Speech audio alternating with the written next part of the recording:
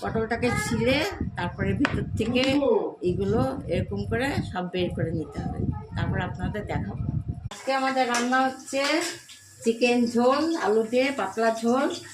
আর এই যে পোস্ত রেডি করা আছে, সজনে ডাঁটা আলু দিয়ে পোস্ত। আর এই পটল কিমা করবো, এর ভিতরে ঢুকাবো, আপনাদের দেখাবো পরে। পটল কিমা, এটার মধ্যে সাদা জিরে ফোড়ন দিয়েছি। এখন এই মশলাগুলো, মাংসতে যা যা মশলা দেন সেগুলো দিয়েছি, মশলা দিলাম। এবার আপনার এই পটলের দানাগুলো ই করেছে, ওগুলো একটু পেস্ট করে নিয়েছে, এই একসাথে দিয়ে দেবো। মশলাগুলো দিয়ে গ্রেভি করছি, গ্রেভি করে এবার এর মধ্যে একটু আলু দিয়েছি কারণ পরিমাণ একটু বাড়বে। এবার কিমাটা এর মধ্যে ছেড়ে দেবো, গ্রেভি হয়ে গেছে।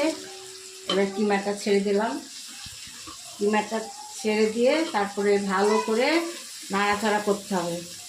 এটা মোটামুটি নাড়াচাড়া করে গ্রেভি হয়ে যাবে, তারপর ওই মশলাটাকে পটলে ভরবো। হয়ে এসছে, এবার একটুখানি কাজু দিয়ে দিলাম, তারপরে একটু গরম মশলা ছড়িয়ে দিলাম,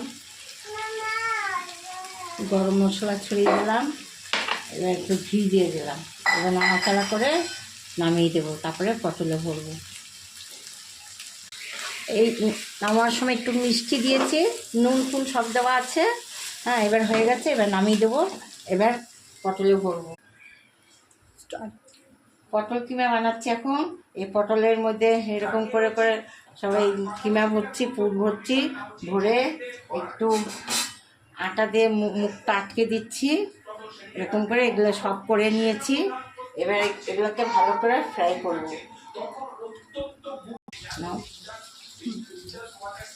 এই পটলগুলোকে এক এক করে ছাড়ছি, একসাথে 5-6টা আমি ভাজবো।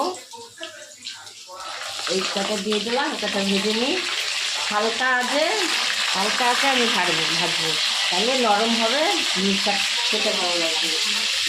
এই দেখুন সব ফ্রাই হয়ে গেছে, পটল কিমা রেডি, এখন সার্ভ করা হবে।